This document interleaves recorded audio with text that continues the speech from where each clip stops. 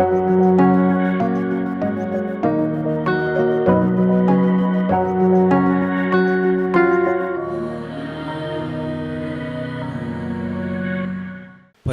അമ്മ ജീവനോടെ പ്രത്യക്ഷപ്പെട്ട ഈ അൾത്താരയിൽ പ്രത്യക്ഷീകരണത്തിൻ്റെ സാക്ഷികളാകാൻ ഞങ്ങളെ 3 പേരെയും ഇവിടെ എത്തിച്ചതിന് പരിശുദ്ധ അമ്മയ്ക്കും ദിവ്യകുമാരനും 1000 നന്ദി.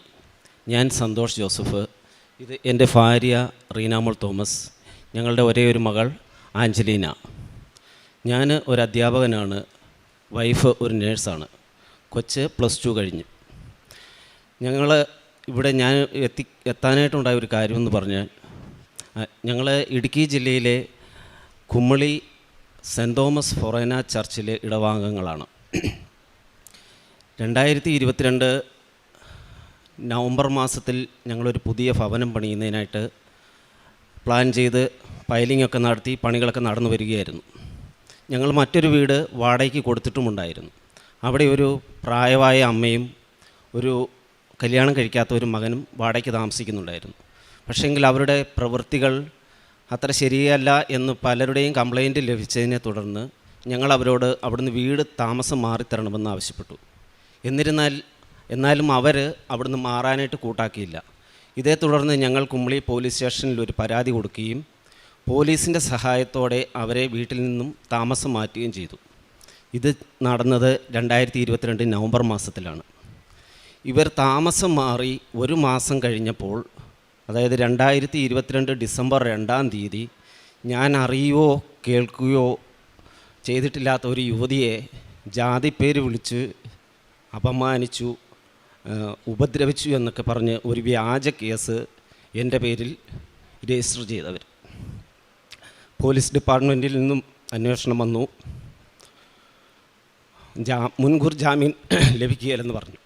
മാന്യമായി ജീവിക്കുന്ന ഞങ്ങൾക്ക് ഒരു വലിയ നാണക്കേടായിരുന്നത്. ഞങ്ങൾ വളരെ വിഷമിച്ചിരുന്ന ആ സമയത്ത് 2022 ഡിസംബർ 3-ാം തീയതി ഞാൻ എൻ്റെ ചേച്ചിയുടെ ഹസ്ബൻഡിനെ വിളിച്ച് കൃപാസനത്തിൽ പോകാമോ എന്ന് ചോദിച്ചു. കാരണം ഞാൻ 2018 കൃപാസനത്തെക്കുറിച്ച് അറിഞ്ഞിരുന്നു. എനിക്കൊരു പത്രം എൻ്റെ കയ്യിൽ ലഭിച്ചിരുന്നു. പക്ഷേ ഞാൻ ആ കൃപാസന പത്രം വെറുതെ വീട്ടിലിട്ടു, വായിക്കുകയോ ഒന്നും ചെയ്തില്ല. പക്ഷേ ഞാൻ ഈ കേസ് വന്നു കഴിഞ്ഞപ്പോൾ എൻ്റെ മനസ്സിലേക്ക് കൃപാസനത്തെക്കുറിച്ച് തോന്നിപ്പിച്ചു. അത് പരിശുദ്ധ അമ്മയാണ് എന്നെ തോന്നിപ്പിച്ചതെന്ന് ഞാൻ ഉറച്ചു വിശ്വസിക്കുന്നു. ഞാൻ എന്നിട്ട് എനിക്കന്ന് പോരാൻ പറ്റത്തില്ല. എൻ്റെ ഹസ്ബൻഡിന് ജാമ്യത്തിന് വേണ്ടി ഞാൻ നടക്കുവാണ്. ഹസ്ബൻഡിന് വെളിയിൽ നടക്കാൻ മേലെ ഞാനും വർക്ക് ചെയ്യുന്നു.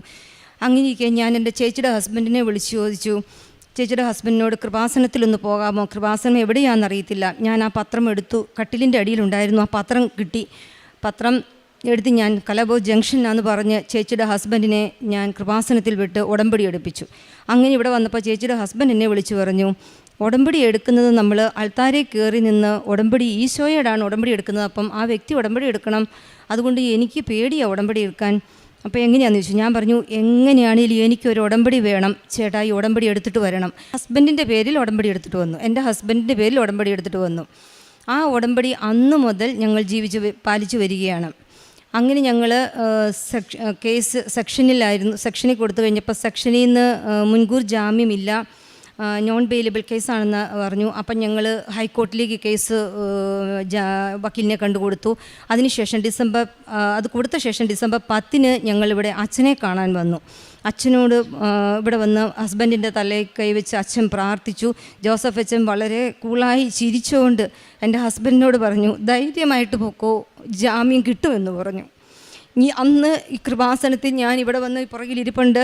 അവിടെ ഇരുന്ന് എനിക്ക് ജോസഫ് അച്ഛനെ ചിരിച്ചുകൊണ്ട് പറയുന്ന കണ്ടപ്പം എനിക്ക് എന്താ എൻ്റെ അനുഭവം എന്ന് എനിക്ക് പറയാൻ അറിയത്തില്ല. ഞങ്ങൾ അതിൽ അച്ഛൻ പറഞ്ഞ ആ ഒരു വാക്ക് വിശ്വസിച്ച് ഞങ്ങൾ ഈ ചർച്ചിൽ നിന്ന് ഞങ്ങൾ പോയി. ഞങ്ങൾക്ക് ഉടമ്പടി എടുത്ത് കറക്റ്റ് 30 ദിവസം കഴിഞ്ഞപ്പോൾ ജനുവരി 3-ന് ഞങ്ങൾക്ക് മുൻകൂർ ജാമ്യം ലഭിച്ചു ഹൈക്കോർട്ടിൽ നിന്നും. ജോൺ ബെയിലബിൾ കേസാണ്. ഹൈക്കോർട്ടിൽ നിന്നും ജാമ്യം കിട്ടുകയില്ലെന്ന് വക്കീൽ അവിടുന്ന് പറഞ്ഞു. പക്ഷേ ഞങ്ങൾക്ക് ജാമ്യം നിന്ന് പരിശുദ്ധ അമ്മ ഞങ്ങളെ അനുഗ്രഹിച്ചു. അതാണ് ഞങ്ങളുടെ ജീവിതത്തിലെ 1-ാമത്തെ സാക്ഷ്യം. അതുകൂടാതെ എൻ്റെ ഹസ്ബൻഡിൻ്റെ കഴുത്തിൽ ഒരു മുഴയുണ്ടായിരുന്നു. ആ മുഴ ഞങ്ങൾ ഒരാശുപത്രിയിൽ കൊണ്ടുപോയി കാണിച്ചു. അപ്പം ജുഗുലാർ വെയിനിൽ അത് അറ്റാച്ച് ചെയ്തിരിക്കുന്നതുകൊണ്ട് ഏതെങ്കിലും ഒരു നല്ല വെയിൻ സ്പെഷ്യലിസ്റ്റ് ഉള്ളിടത്ത് കൊണ്ടുപോയി സർജറി ചെയ്യണമെന്ന് പറഞ്ഞു. അങ്ങനെ ഞങ്ങളെന്നാൽ എറണാകുളത്ത് പോകാം എന്ന് വിചാരിച്ചു. പക്ഷേ അതിൻ്റെ ഇടയ്ക്കാണ് ഈ കേസ് വന്നത്. അപ്പം ഞങ്ങൾ ഈ ഉടമ്പടി തൈലം ഉപയോഗിച്ച് എന്നും ഞങ്ങൾ രാവിലെ പ്രാർത്ഥിക്കുമ്പോൾ ഹസ്ബൻഡ് കുരിശ് വരച്ച് പ്രാർത്ഥിക്കുമായിരുന്നു. അതിനുശേഷം ആ മുഴ കഴുത്തിൽ നിന്നും അപ്രതീക്ഷിതമായി.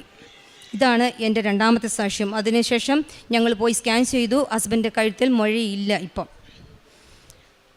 ഇത് കൂടാതെ ഞങ്ങൾക്ക് ഈ ഹസ്ബൻഡിൻ്റെ കേസ് നടക്കുന്ന സമയത്ത് എൻ്റെ മോൾ SSLC എക്സാമിന് പഠിക്കുകയാണ്. ഡിസംബർ മാസമായിരുന്നു. മാർച്ച് മാസം അവൾക്ക് എക്സാം. അപ്പം ക്രിസ്മസ് എക്സാം നടക്കുന്നു. അതിനുശേഷം സീരിയസ് ടെസ്റ്റ് എക്സാമുകൾ നടക്കുന്നു. അവൾ ആകെ മെൻ്റലി അപ്സെറ്റ്. എനിക്ക് നോക്കാൻ സമയമില്ല. അവൾ മാർക്ക് കുറയുന്നു. സീരിയസ് ടെസ്റ്റ് നന്നായി മാർക്ക് കുറയുന്നു. ടീച്ചർമാർ ചോദിക്കുന്നു. അവൾ ആകെ വിഷമത്തിലായി. ഞാൻ പരിശുദ്ധ അമ്മയെ മുറുകെ പിടിച്ച് പരിശുദ്ധ അമ്മയെ ഏൽപ്പിച്ചു. കാരണം എനിക്ക് എല്ലാം കൂടെ നോക്കാനുള്ള എൻ്റെ മനസ്സ്, ഞാൻ അപ്സെറ്റായി. പരിശുദ്ധ അമ്മയെ എൻ്റെ മകളെ ഞാൻ ഏൽപ്പിച്ചു. നീ എൻ്റെ മകൾ ഇത്രയും പഠിച്ചത് അവൾക്ക് നീ അവൾക്ക് മാർക്ക് കൊടുക്കണം. എൻ്റെ അമ്മയെ പരിശുദ്ധമ്മയെ നീ കൈവിടരുതേ എന്ന് ഞാൻ മുറുകെ പിടിച്ചു. എൻ്റെ മോൾ ഫുൾ A+ഓടെ SSLCക്ക് വിജയം കൈവരിച്ചു. അതിനുശേഷം അവൾ +1 ജോയിൻ ചെയ്തപ്പം അവൾ ബോട്ടണി ഭയങ്കര ഇഷ്ടമാണ് ബയോളജി പഠിക്കാൻ. ബോട്ടണി പരീക്ഷ എത്ര പരീക്ഷ എഴുതിയാലും അവൾ ആദ്യം തൊട്ട് മിഡ് ടേം തൊട്ട് മോഡൽ എക്സാം വരെ ബോട്ടണി എക്സാമിന് അവൾ ഫെയിലായിക്കൊണ്ടിരുന്നു. അത് കഴിഞ്ഞ് മോഡൽ എക്സാമിനാണ് അവൾ ആദ്യമായിട്ട് ഫസ്റ്റ് ഇയറിൽ +1 അവൾ ജയിച്ചത്. നല്ല മിടുക്കിയായിട്ട് പഠിച്ചുകൊണ്ടിരുന്ന മോള് എന്താണെന്നറിയുന്നില്ല, ബോട്ടണിക്ക് മാർക്ക് കുറഞ്ഞു. ഞാൻ പരിശുദ്ധ അമ്മയോട് പറഞ്ഞു, എൻ്റെ പരിശുദ്ധ അമ്മ +2 ആണ് ഒരു കൊച്ചിന് പിന്നെ അടുത്ത പ്രൊഫഷണൽ കോഴ്സിന് പോകാൻ അവൾക്ക് +1 +2 മാർക്കില്ലാതെ ഒരു മാർക്കുമില്ല. എൻ്റെ അമ്മയെ നീ ഒരു കൈവിടരുതേ എൻ്റെ മകളെ. അവൾ +1 പരീക്ഷ കഴിഞ്ഞ് വന്നപ്പോൾ എന്നോട് പറഞ്ഞു, അമ്മേ പരീക്ഷ കുഴപ്പമില്ലായിരുന്നു, പ്രതീക്ഷിച്ചതിലും എളുപ്പമായിരുന്നു. മാർക്ക് വന്നപ്പോൾ 80-ൽ 77 മാർക്ക് ബയോളജിക്ക് കിട്ടി. എൻ്റെ മകൾ പാസ്സായി. അങ്ങനെ +1 +2നും ഫുൾ A+ഓടെ പാസ്സായി. +2ൻ്റെ കാര്യം എൻ്റെ മകൾ തന്നെ പറയും. ഇതുകൂടാതെ എനിക്ക് ലഭിച്ച രോഗസൗഖ്യങ്ങളും കൂടെ പറയാം. എനിക്ക് അലർജി രോഗമുണ്ടായിരുന്നു. ഒരു 5 വർഷത്തിലധികമായി എനിക്ക് അലർജി ഉണ്ടായിരുന്നു. അലർജി എന്ന് പറഞ്ഞാൽ ചുമ്മാ ചെറിയൊരു തുമ്മലോ അല്ലെങ്കിൽ ചെറിയൊരു അസുഖങ്ങളൊന്നും അല്ല. തുമ്മൽ മാത്രമല്ല, തുമ്മൽ തുടങ്ങി ദേഹം മുഴുവൻ തടിച്ച്, ചുണ്ട് നീര് വെച്ച്, മുഖവും എല്ലാം നീര് വെച്ച്, ശരിക്കും അവസാനം ശ്വാസ തടസ്സത്തിൽ വരെ വന്നു എനിക്ക്. അങ്ങനെ പല ആശുപത്രികളിൽ പോയെങ്കിലും എനിക്ക് 5 വർഷമായിട്ട് എനിക്ക് രോഗത്തിന് യാതൊരു കുറവുമുണ്ടായില്ല. അങ്ങനെ ഞാൻ ഈ ഉടമ്പടി വസ്തുക്കളും ഉടമ്പടി തൈലവും ഉപയോഗിച്ച് പ്രാർത്ഥിച്ചതിന് ഫലമായി എനിക്ക് ഇന്ന് ഒരു അലർജി രോഗവും പിന്നീടുണ്ടായിട്ടില്ല. ഈ 2022 ഇവിടെ ഉടമ്പടി വന്നെടുത്ത ശേഷം ഇന്ന് വരെ എനിക്ക് ഒരു അലർജി മരുന്ന് പോലും കഴിക്കേണ്ട എനിക്ക് വന്നിട്ടില്ല. ഇത് കൂടാതെ ഒരുപാട് രോഗസൗഖ്യങ്ങൾ ഞങ്ങളുടെ ജീവിതത്തിൽ, എൻ്റെ കുടുംബത്തിൽ എല്ലാം ഉണ്ടായിട്ടുണ്ട്. അതൊന്നും ആൾക്കാർ ഇവിടെ ഇല്ലാത്തതുകൊണ്ട് ഇപ്പോൾ എനിക്ക് പറയാൻ സാധിക്കത്തില്ല. ഞങ്ങൾ പ്രേക്ഷിത പ്രവർത്തനമായിട്ട് ഇവിടുന്ന് പത്രം കൊണ്ടുപോയി ഞങ്ങൾ ചുമ്മാ പള്ളിയിലൊന്നും കൊടുക്കുകയല്ല, ഞങ്ങൾ വീടുകൾ കയറി ഇറങ്ങി, ഞങ്ങൾ 3 പേരും കൂടിയാണ് പോകുന്നത് പത്രം കൊടുക്കാനായിട്ട്. ഞങ്ങൾക്ക് ഒരു നാണക്കേടുമില്ല. വീടുകൾ കയറി ഇറങ്ങി ഓട്ടോ സ്റ്റാൻഡുകളിൽ, ബസ് സ്റ്റോപ്പിൽ, ബസ്സിൽ, പിന്നെ പള്ളികളിൽ, എല്ലായിടത്തും ആശുപത്രികളിൽ എല്ലാം ഞങ്ങൾ കൊണ്ടുപോയി കൊടുക്കാറുണ്ട് പത്രം. പിന്നെ പ്രത്യേകം ഞാൻ പത്രം എൻ്റെ കയ്യിൽ നിന്ന് വാങ്ങിയ ഓരോ വ്യക്തിയെയും ഞാൻ സമർപ്പിച്ച് എന്നും പ്രാർത്ഥിക്കും. എനിക്ക് പത്രം എൻ്റെ കയ്യിൽ നിന്ന് ചിലർ നമ്മൾക്ക് വേണ്ട എന്ന് പറഞ്ഞാൽ ഞാൻ വേണ്ട ഓക്കെ എന്ന് പറഞ്ഞു, പക്ഷേ ഞാൻ അവരെ ഒന്നും പറയത്തില്ല. പക്ഷേ പത്രം വാങ്ങിച്ച എല്ലാ വ്യക്തികളെയും ഞാൻ സമർപ്പിച്ച് എന്നും പ്രത്യേകം പ്രാർത്ഥിക്കാറുണ്ട്. ഇവിടുത്തെ ധ്യാനം കൃത്യമായിട്ട് ചൊവ്വാഴ്ച കൂടാറുണ്ട്. പിന്നെ അനുദിന അനുഗ്രഹ പ്രാർത്ഥന രാവിലെ 5:30 എണീറ്റ് ഞങ്ങൾ പ്രാർത്ഥിക്കും. അതുകൂടാതെ സാക്ഷ്യങ്ങൾ കൂടും. എല്ലാം വാട്സപ്പ്, ഫേസ്ബുക്ക്, എല്ലാ സോഷ്യൽ മീഡിയയിലും ഞങ്ങൾ ഷെയർ ചെയ്യാറുണ്ട്. ഞാനും എൻ്റെ മകളും ഞങ്ങൾ ഡിസംബർ 2, 2022 ഉടമ്പടി എടുത്തെങ്കിൽ അന്ന് മുതൽ ഞങ്ങൾ 3 പേരും ഉടമ്പടി പാലിച്ച് ജീവിക്കുകയാണ്. കാരുണ്യ പ്രവൃത്തിയായിട്ട് കുമളിയിൽ ഞങ്ങൾ അവിടെ ഒരു 10-200 അന്തേവാസികൾ താമസിക്കുന്ന സിസ്റ്റേഴ്സ് നടത്തുന്ന ഒരു ആലയമുണ്ട്. അവിടെ ഭക്ഷണം കൊടുക്കാറുണ്ട്, അവർക്ക് സാമ്പത്തികമായിട്ട് സഹായിക്കാറുണ്ട്. പിന്നെ ഞങ്ങൾ ഭക്ഷണം, ഞങ്ങളുടെ ബർത്ത്ഡേ, വെഡ്ഡിങ് ആനിവേഴ്സറിയും അങ്ങനെയുള്ള എല്ലാ ആഘോഷങ്ങളും ഞങ്ങൾ ഒരാഘോഷങ്ങളും വയ്ക്കാതെ അന്ന് ഞങ്ങൾ അവരുടെ കൂടെ അവർക്ക് ഫുഡ് കൊടുക്കാനാണ് കൂടുതൽ ഞങ്ങൾ ശ്രമിക്കാറുള്ളത്. പിന്നെ അതുകൂടാതെ ഞങ്ങൾ രോഗികളെ സന്ദർശിക്കാറുണ്ട്. ഞങ്ങൾ ഒരാളല്ല, ഞങ്ങൾ 3 പേര് ഒന്നിച്ച് ഈ ജോലി കഴിഞ്ഞ് വന്ന് രോഗികളെ കാണാൻ പോവും, രോഗികളെ സന്ദർശിക്കും. ഇതിലെല്ലാം ഉപരി ഞങ്ങൾക്ക് കിട്ടിയ ഭൗതികമായ എല്ലാ അനുഭവങ്ങളെക്കാളും അനുഗ്രഹങ്ങളെക്കാളും ഞങ്ങൾക്ക് പറയാനുള്ളത് ഞങ്ങളുടെ പ്രാർത്ഥനാ ജീവിതത്തിൽ, ഞങ്ങളുടെ ആത്മീയ ജീവിതത്തിൽ ഞങ്ങൾക്ക് ഒരുപാട് മാറ്റങ്ങൾ വന്നു. ഞങ്ങൾക്ക് ജപമാല ഒരു ദിവസത്തിൽ എത്ര ചെല്ലിയാലും ഞങ്ങൾക്ക് മതിയാവത്തില്ല. ജപമാല ഞങ്ങൾ വൈകുന്നേരം ജപമാല ചെല്ലുന്നതല്ലാതെ ഞങ്ങൾ പകല് സമയം കിട്ടുമ്പോഴെല്ലാം ഞങ്ങൾ ജപമാല ചെല്ലും. വണ്ടിയിൽ യാത്ര ചെയ്യുമ്പോൾ സാക്ഷ്യം കൂടുകയും ജപമാല ചെയ്യുകയും ജപമാല ചെല്ലുകയും എല്ലാം ചെയ്യും. ഞങ്ങൾക്ക് എപ്പോഴും പ്രാർത്ഥന ഭയങ്കര പ്രാർത്ഥന. എൻ്റെ മോളോട് ഞാൻ എപ്പോഴും പറയും, പ്രാർത്ഥനയാണ് എല്ലാത്തിൻ്റെയും ആയുധം. നമ്മൾ പ്രാർത്ഥിച്ചാൽ എല്ലാം നമുക്ക് സാധിക്കും. നമുക്ക് എല്ലാത്തിനെയും അതിജീവിക്കാനുള്ള ശക്തി നമുക്ക് കിട്ടും. അതാണ് നമ്മുടെ പവർ. പ്രാർത്ഥനാ ജീവിതത്തിൽ ഞങ്ങൾക്ക് ഒരുപാട് മാറ്റം കൊണ്ട് മറ്റുള്ളവർക്ക് വേണ്ടി പ്രാർത്ഥിക്കുവാനും എന്നും ദിവ്യബലിയെ സംബന്ധിക്കുവാനും, അതുപോലെ 2 ആഴ്ച കൂടുമ്പോൾ കുമ്പസാരിക്കാൻ ശ്രമിക്കും. എങ്ങാനും പറ്റിയില്ല എങ്കിൽ 1 മാസത്തിലൊരിക്കൽ എങ്ങനെയാണ് ഞങ്ങൾ കുമ്പസാരിക്കും. പിന്നെ ആധ്യാത്മികമായി ഞങ്ങൾക്ക് പ്രാർത്ഥനാ ജീവിതത്തിൽ ഒരുപാട് മാറ്റങ്ങളെല്ലാം വന്നു. പരിശുദ്ധ അമ്മയ്ക്കും ഈശോയ്ക്കും ഒരുപാട് നന്ദി. എൻ്റെ പേര് ആഞ്ചലീന. ഞാൻ വരുന്നത് സെൻറ് തോമസ് ഫൊറാന ദേവാലയത്തിൽ നിന്നാണ്.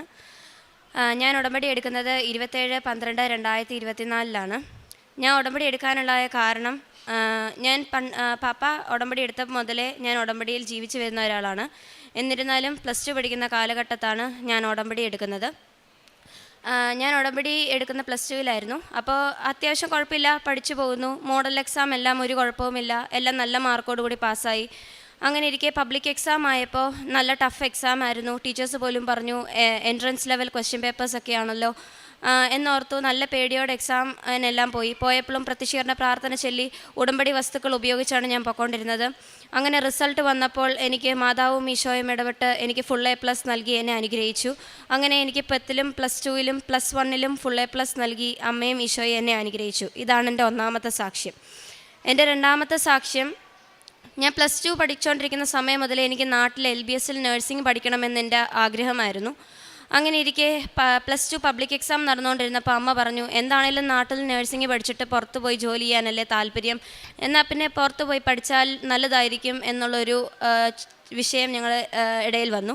അത് എനിക്ക് ഉറപ്പാണ് മാതാവായിട്ട് അമ്മയിലൂടെ ആ സന്ദേശം അറിയിച്ചതാണ്. അങ്ങനെ ഞങ്ങൾ എന്നാൽ ഓസ്ട്രേലിയ നോക്കാം എന്നുള്ളൊരു ഡിസിഷനിലേക്ക് വന്നു. അങ്ങനെ ഞങ്ങൾ PT പഠിക്കാൻ തുടങ്ങി. 1 മാസത്തെ കോഴ്സ് എടുത്തു. എന്നിട്ട് ഞാൻ അടുത്ത മാസം എക്സാം എഴുതാൻ തുടങ്ങി. ആദ്യത്തെ എക്സാം എഴുതി. അപ്പോൾ ഞാനിവിടെ വന്ന് ജോസഫ് അച്ഛൻ്റെ അനുഗ്രഹം വാങ്ങി. അന്ന് എനിക്ക് സുഗന്ധാഭിഷേകമുണ്ടായി. അന്ന് അച്ഛൻ പറഞ്ഞു, പോയി രക്ഷപ്പെടും മക്കളെ എന്ന് പറഞ്ഞു. അപ്പോൾ എനിക്ക് ഉറപ്പായിരുന്നു ഞാൻ ഉറപ്പായും ഒരു നല്ല നിലയിലെത്തും എന്നുള്ളത് എനിക്കൊരു നല്ല ആത്മവിശ്വാസം വന്നു.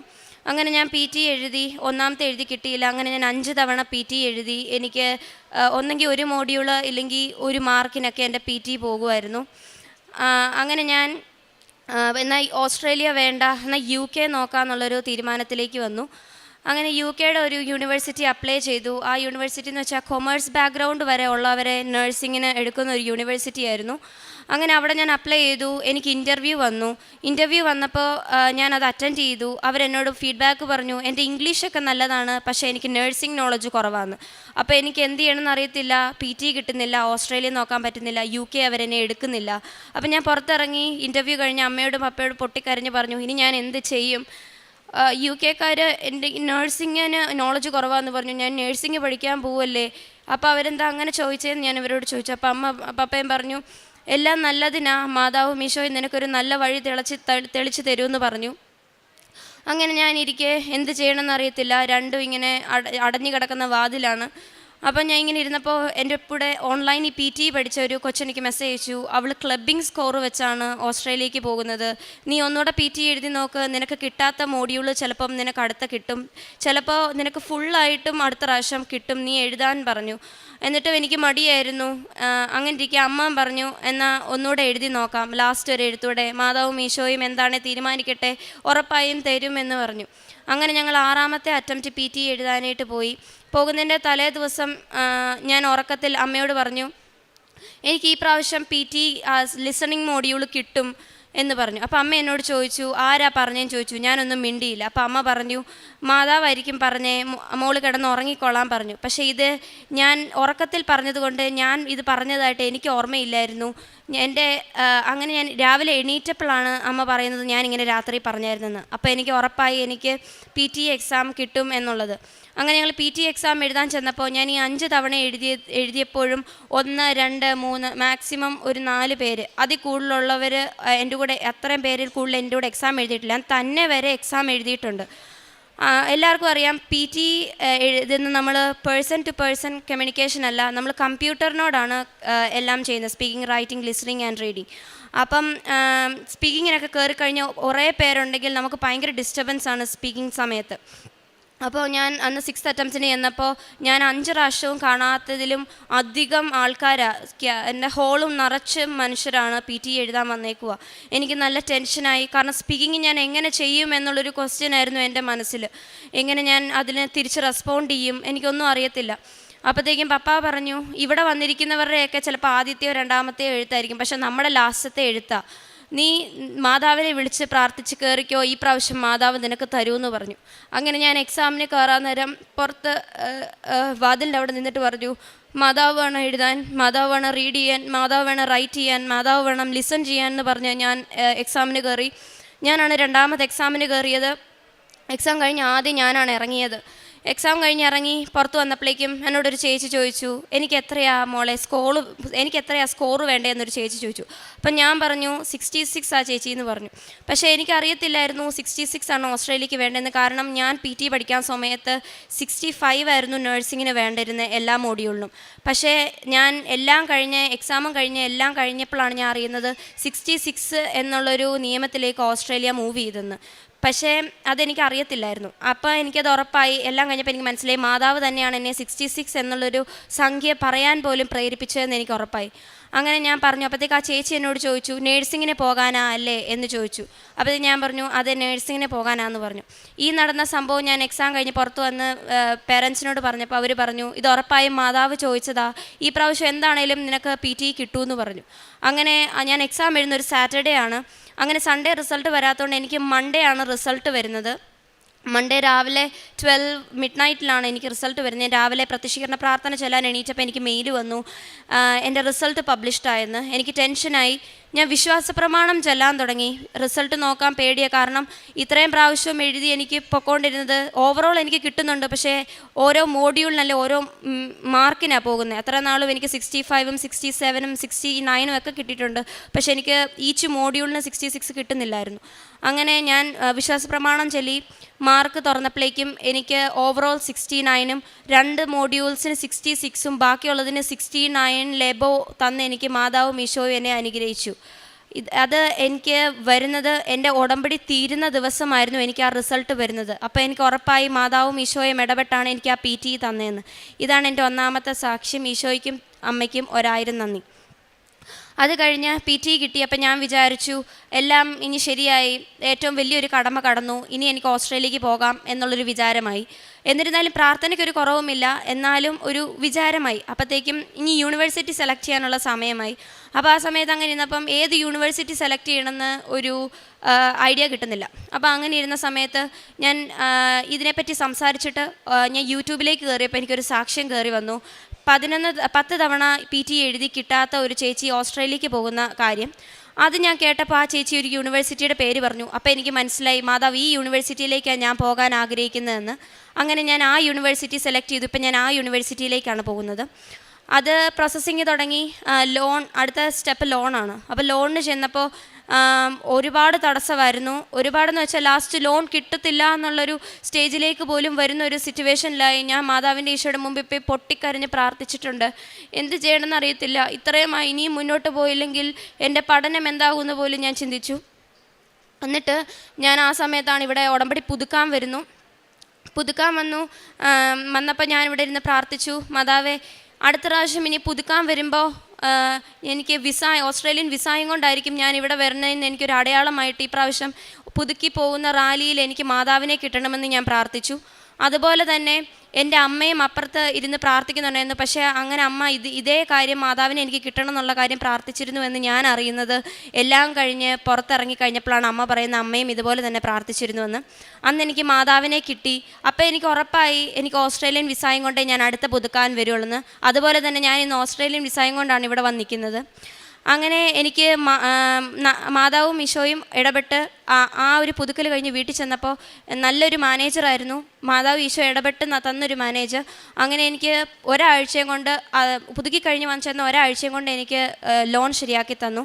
അത് കഴിഞ്ഞ് ഞാൻ അൺകണ്ടീഷണലിൽ വെച്ച് 1 മാസം എടുത്തിരുന്നെങ്കിലും എനിക്ക് ഒറ്റ ദിവസം കൊണ്ട് COE വന്നു. പിന്നെ അടുത്ത സ്റ്റെപ്പ് വിസായ്ക്ക് വെക്കാൻ. ഞാൻ വിസായ്ക്ക് വെച്ച് കഴിഞ്ഞ് ഓസ്ട്രേലിയൻ സ്റ്റുഡൻറ്റ് വിസ 90% റിജക്ഷനായി. എല്ലാം ഓരോ തടസ്സങ്ങൾ വന്നുകൊണ്ടിരുന്നു. പ്രാർത്ഥന മുറുകെ പിടിച്ചുകൊണ്ടിരുന്നു. അത് കഴിഞ്ഞ് നവംബർ 8-ാം തീയതി ഞാൻ ഡേറ്റ് ഇട്ട് പ്രാർത്ഥിച്ചു. നവംബർ 11 എൻ്റെ ബർത്ത്ഡേ ആണ്.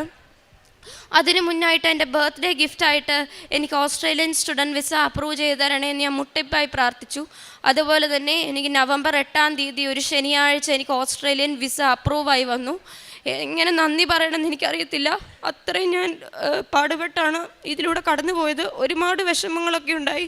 എന്നാലും പ്രാർത്ഥന ഞാൻ മുറുകെ പിടിച്ചു. അങ്ങനെ എനിക്ക് ഓസ്ട്രേലിയൻ വിസ ഇപ്പോൾ അപ്രൂവായി. ഞാൻ അടുത്ത മാസം ഓസ്ട്രേലിയക്ക് പോവാണ്. ഇതാണ് എൻ്റെ 2ാമത്തെ സാക്ഷ്യം. എൻ്റെ 3ാമത്തെ സാക്ഷ്യം, എനിക്ക് വാച്ച് ഉണ്ടായിരുന്നു കയ്യിൽ, അരിമ്പാറ ഉണ്ടായിരുന്നു.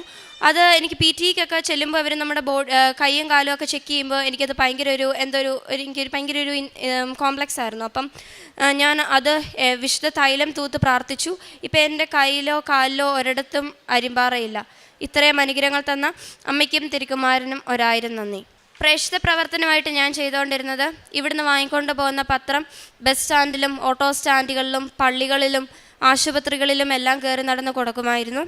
അതുപോലെ തന്നെ ഡെയിലി ബ്രെഡ് ധ്യാനങ്ങളെല്ലാം കൂടുകയും എല്ലാം സോഷ്യൽ മീഡിയ പ്ലാറ്റ്ഫോമിൽ വാട്സപ്പ്, ഫേസ്ബുക്ക് എല്ലായിടത്തോടെയും ഷെയർ ചെയ്യുകയും ചെയ്യാറുണ്ടായിരുന്നു. കാരുണ്യ പ്രവർത്തികളായിട്ട് ചെയ്യുന്നത് അനാഥാലയം, ഞങ്ങളുടെ അടുത്തൊരു അനാഥാലയമുണ്ട്. അവിടെയുള്ളവർക്ക് ഫുഡ് കൊടുക്കാൻ പറ്റാത്ത സാഹചര്യങ്ങളിൽ പൈസ സാമ്പത്തികമായി സഹായിക്കുകയും ചെയ്തിട്ടുണ്ട്. അതുകൂടാതെ ആത്മീയമായി ഒരുപാട് വളർന്നു. ഞാൻ അധികം പ്രാർത്ഥിക്കുന്ന ഒരു വ്യക്തിയാണെങ്കിലും എന്നും പള്ളിയിൽ പോവുകയോ അല്ലാതെ എക്സ്ട്രാ കൊന്ത ചെല്ലുകയോ അങ്ങനത്തെ ഒരു ശൈലിയൊന്നും എനിക്കില്ലായിരുന്നു. ഉടമ്പടി എടുത്തേ പിന്നെ എല്ലാ ദിവസവും ഞാനും അമ്മയും ഒരു മുഴുവൻ ജപമാല, അത് സ്ട്രിക്റ്റാണ്. എല്ലാ ദിവസവും ഞങ്ങൾ ചെല്ലിയില്ലെങ്കിൽ ഞങ്ങളുടെ ഒരു ഡേ ഇൻകംപ്ലീറ്റ് ആണ്. അങ്ങനെ ഞങ്ങൾ അത് ചെല്ലും. എവറി ഡേ ഞങ്ങൾ പള്ളിയിൽ പോകും. അങ്ങനെ ഞങ്ങളുടെ ജീവിതം ഇപ്പം മനോഹരമായി പോകുന്നു. അടുത്ത മാസം ഞാൻ ഓസ്ട്രേലിയക്ക് പോവാണ്. അമ്മയ്ക്കും തിരുക്കുമാരനും 1000 നന്ദി.